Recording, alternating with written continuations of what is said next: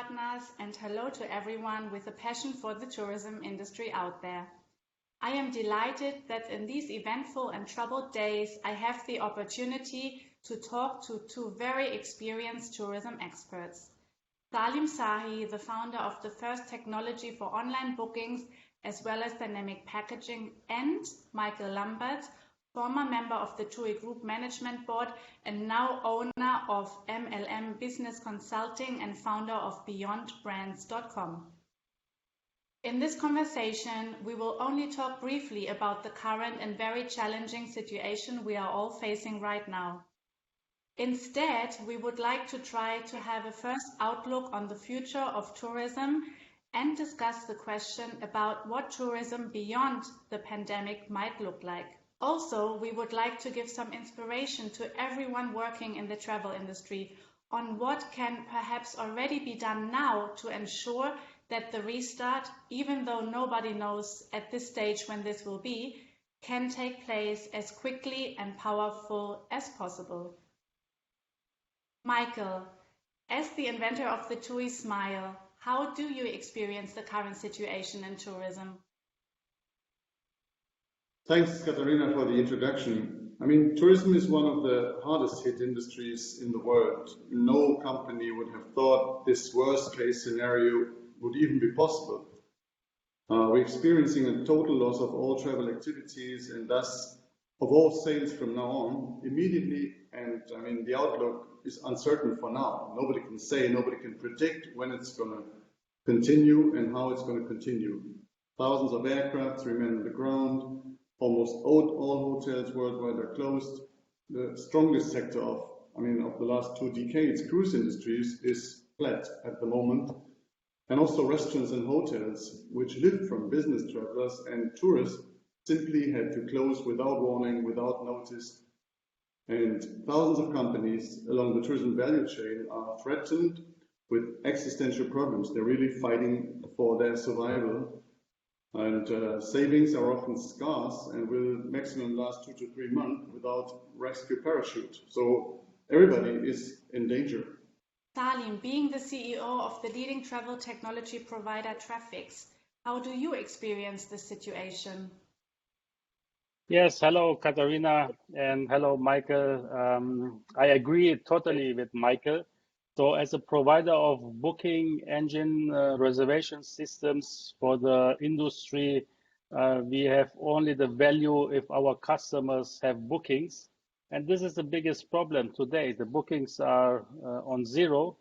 So not only the bookings with flight, the packaging travels, also the bookings for hotel only, let's say domestic travels are totally of zero. So that is the biggest problem, of course. As Trafix, we see very early the trend. So before the ITB was closed here in Berlin, we put a crisis task force in our company, and we start very quick to give our employees, to colleagues, the availability to work from home with mobile access. And after or to the ITB closage, we started to get in contact with our clients by online video conferencings. And after then, the government of Germany shut down, not only Berlin, shut down complete Germany. In this case, we start, of course, to reducing the costs and sending the colleagues to short-time work. And in this case, I think the government in Germany did a very, very pretty well work and very fast. So the government in Germany, they helped not only the biggest player like TUI and FDI with billions, they help also the small travel agencies, they help at the small bakery shops. So they help at the solo business guys, the agencies, and so everybody. So they put billions on the table, and this is the case that we have today a little bit quiet in the public. Considering what Salim just said and the circumstances that we're experiencing right now, is it not too early to talk about tourism after Corona right now? Michael, what do you think? That's a really difficult question. I mean, the thing is that we, at the moment, can't really look into the future. Nobody, even though receiving lots of information from experts and from politicians at the moment and every day and actually every hour, nobody can really predict how Corona is going to develop. In China, we've seen some optimistic figures. I hope we can believe in those figures. And also in Germany and in other European countries, we see a little decline of this Corona curve that we all know in detail. But we can't really predict how this is going to go further on in the next weeks and what the governments will decide how the steps will be and how life will become normal and when it's going to be allowed to travel. And then we don't know what the customer thinks about that. But also the branch is fighting with itself at the moment. I mean, you heard that from Salim. Everybody is struggling with cash problems, for example, at the moment, and the financial support which is given by the government is fantastic, but it's not going to last forever. So the voucher program that the whole branch is now developing becomes crucial, and it's really important that customers support their travel agencies, support their tour operators taking these vouchers, because otherwise they run into real, cash problems. I think, nevertheless, it's the right time to think beyond Corona, because we have to be prepared. The branch has to be prepared for the moment when it's gonna start. It's not gonna start from one day to the other, all around into the world, but it's gonna be a stepwise progress, and this has to be. I think this has to be planned. That's one thing, but also I think it's good to try to inspire customers already now and give them food for dreams. This branch is the dream factory, and even though we're facing tough times, there's always a way to inspire customers and create dreams and make them wanting to plan and book the next travel. I think we shouldn't forget about that. Customers are more important than ever, and we can only, get back into normal if we delight customers. And I would think we should do that right now. Yes, of course, we have to be prepared for the time after Corona. And this is also a big chance for us all. And we have to think about what kind of travel will be start after Corona. And then we have to think about the aspect, how much angries have the human peoples in their minds, how much scared are they to travel, how much budget have they left in their households to spend money for travel. And I think that domestic travels, so for the travels in Germany and Austria, everywhere you can travel without plane, without train, you can go with your car. That will be boom as the first, and then I think we can expect also big chances for the Mediterranean islands.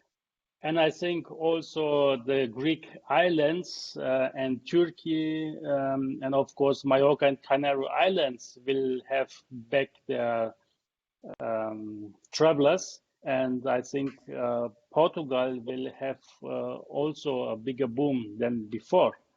Let's take the chance to prepare ourselves, to take the chance to do things where we don't get the time for that. Yeah.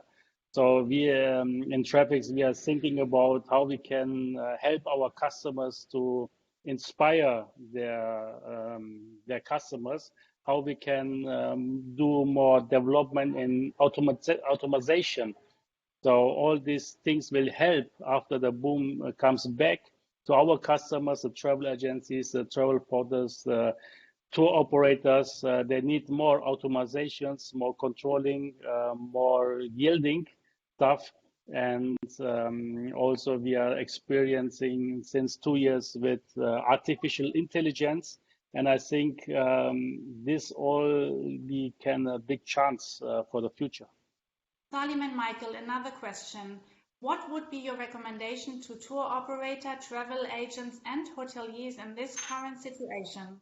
Well, that's not an easy question at the moment because as we cannot predict the future, and we cannot really predict how Corona is further developing and what the politics will decide and allow. And also it's difficult because most companies in the travel industry for now are very much focused on cost management and on creating survival techniques. But we see that the customer becomes more and more important. I would say even more important than ever. So I think what companies should do and can do at the moment is get very close in contact with customers and look for very personalized dialogues, and also start inspiring customers with brilliant content, with fantastic videos, with very personalized approaches like personalized videos. I see many positive examples popping up now from airlines, from hotel companies, even from smaller destinations. I received some from Mallorca, which is making hope, which is starting to make people dream about their next holiday. I think that can also help people who are now forced to be at home. I mean, almost everybody has been at home for 3 or 4 weeks and working at home, and it's getting boring meanwhile, and people need some inspiration. And I think the Dream Factory, which is the travel industry, can now start to make people dreaming and to prepare customers for their next journey, for their next bookings, and they're taking the benefits from it. I think that is really important, and customers will also remember who were the travel companies that have been closest to them in that crisis. So that would be a recommendation from my side. Yeah, from the point of view, from the technical side, you can inspire with virtual products, and we are very happy that we have this product, HeliView. HeliView are coastal flights, virtual, done by helicopters, where you fly all the coasts and you have a 360 degrees round flight to over each hotels. And we filmed more than 6,000 hotels in the Mediterranean area, plus East Sea from Germany.